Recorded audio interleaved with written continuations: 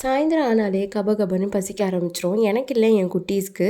சரின்னு ஹெல்த்தியாக நட்ஸு பயறு வகைங்கன்னு கொடுத்தா பாதி கூட உள்ள இறங்க மாட்டேங்குது. அது கூட பரவாயில்ல, என் குட்டி வாண்டெல்லாம் யூடியூப்பை பார்த்து அதை செஞ்சு தாங்கம்மா இதை செஞ்சு தாங்கம்மான்னு கேட்டுக்கிட்டே இருக்குது. அதுவும் நல்லா க்யூட்டாக கேட்குமா, நமக்கும் மனசு இலகி. அதில் இன்னைக்கு சார் கேட்ட ஸ்நாக்ஸ் என்னன்னா பொட்டேட்டோ சீஸ். வீட்டில் இருக்க பொருளை வச்சு நானே கஸ்டமைஸ் பண்ணது. எப்படி செய்யலான்றது பார்க்கலாமா? இது ரொம்பவே சிம்பிளாக இருக்கும், இருந்தாலும் டேஸ்ட்டுக்கு குறையவே சொல்ல முடியாது. முதல்ல உருளைக்கிழங்கு 4 கட் பண்ணி உப்பு போட்டு வேக வச்சிடலாம். பிகாஸ் தோல் உரிக்கிறதுக்கு ரொம்பவே ஈஸியாக இருக்கும். அப்புறம் பிரெட் ஸ்டாக் இல்லாத காரணத்தினால் பிரெட் கிரம்ஸ்க்காக நம்ம ஆல்டர்னேட்டாக கார்ன் கிரம்ஸ் தான் பண்ண போகிறோம். அதாவது கார்ன் சிப்ஸை பொரிச்சு மிக்சியில் போட்டு உப்பு போட்டு மிளகுத்தூள் போட்டு அடிச்சு வச்சுக்கலாம். அதை ஈரம் படாமல், அதாவது பதத்திடக்கூடாது, ஸோ கிறிஸ்பியாக இருக்கணும். அதுக்காக அது ஒரு ட்ரையாக இருக்கிறதுல வச்சு. இதுக்கு நடுவில் பொட்டேட்டோ நல்லா வெந்துருச்சு. ஸோ அதை எடுத்து தோல் சில பல இன்க்ரீடியன்ஸை ஆட் பண்ணி. காஷ்மீரி சில்லினா ரெட் சில்லி நீங்கள் ஆட் பண்ணிக்கலாம். காஷ்மீரி சில்லினா 1.5 டேபிள் ஸ்பூன், ரெட் சில்லினா 1 டேபிள் ஸ்பூன் போதும். சீரக பொடி 1/2 டேபிள் ஸ்பூன். அப்புறம் என் குட்டி வேற எனக்கு ஹெல்ப் பண்ணிட்டு இருந்தாங்க.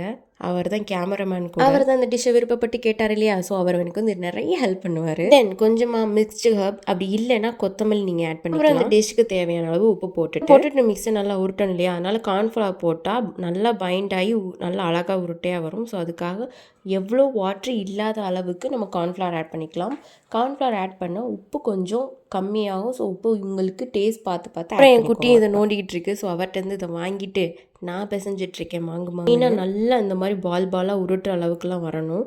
ஸோ கெட்டியாக நம்ம பிசைஞ்சு பவுலில் கொஞ்சம் கார்ன்ஃப்ளவர் ஆட் பண்ணி தண்ணி ஊற்றி நல்லா அதை கலக்கி வச்சு அந்த கார்ன் கிரம்ஸ் ஒட்டணும் இல்லையா, ஸோ அதுக்காக நான் இன்னைக்கு பீஸா சீஸ் தான் யூஸ் பண்ணுறேன். எவ்வளோ குட்டியாக டோ பிடிக்கிறோமோ அந்த அளவுக்கு நான் கட் பண்ணி எடுத்து வச்சுக்கிறேன். தென் அந்த பொட்டேட்டோ மிக்ஸை எடுத்து அதில் நடுவில் ஸ்டஃப் பண்ணி உருட்ட மாதிரி உருட்டிட்டு கார்னில் அந்த கார்ன் மிக்ஸ்டர் இருக்கு இல்லையா, அதில் நல்லா டிப் பண்ணி அதுக்கப்புறம் கார்ன் கிரம்ஸில் போட்டு அப்படியே நல்லா பரப்பரன்னு மேலே ஒட்டுற அளவுக்கு உருட்டி எடுத்துக்கணும். இப்படியே எல்லா உருட்டையும் உருட்டி வச்சுட்டு 15 மினிட்ஸ் ஃப்ரிட்ஜில் வச்சு ரெஸ்ட் பண்ணி விட்டுருவோம். 15 மினிட்ஸ் எண்ணெயில் போட்டு நல்லா பொரிச்சு எடுக்கணும். அது நல்ல ஒரு அழகான எல்லோவிஷ் ரெட் கலர்ந்து ஒரு அழகான கலருக்கு வரும். அப்போ ஒரு கொஞ்சம் சாஸோட சர்வ் பண்ணால் ரொம்பவே டேஸ்டியாக இருக்கும். அவ்வளோதான், நம்ம சீஸ் போட ரெடி ஆயிடுச்சு. அண்ட் உள்ள பிச்சு பார்த்தோன்னா சீஸ் அப்படியே சூப்பராக மெல்ட் ஆகிருக்கும். அண்ட் உள்ளே இருக்க உப்புக்கும் சேர்ந்து நல்லா பைண்ட் ஆகிருக்கும். If in case bread crumbs கிடைச்சாலும் எனக்கு இவ்வளோ டேஸ்டியாக கிடைச்சிருக்குமான்னு தெரியல. பிகாஸ் நான் ரொம்ப வருஷத்துக்கு முன்னாடி பண்ணி பார்க்கும்போது அந்த சுகர் சேர்ந்தது எனக்கு பிடிக்கவே இல்லை, பிரெட்டில் இருக்க சுகர். ஆக்சுவலி நான் டயட்டில் இருக்கனால இது நான் காலையில் தான் சாப்பிட்டேன். பசங்களுக்கு ஈவினிங் நான் கொடுத்துட்டேன். மார்னிங் அதே மாதிரி ஃப்ரிட்ஜில் வச்சு மறுபடியும் ஃப்ரை பண்ணி சாப்பிடும்போது டேஸ்ட் செம்மையாக இருந்துச்சு. அதை மறக்காமல் செஞ்சு பார்த்துட்டு எப்படி இருந்ததுன்னு எனக்கு கமெண்ட் பண்ணுங்க. அண்ட் ஏதாவது டவுட்ஸ் இருந்ததுன்னா ப்ளீஸ் கமெண்ட்டில் கேளுங்க. லைக், ஷேர் அண்ட் சப்ஸ்கிரைப் பண்ணிடுங்க. பார்த்தமைக்கு நன்றி.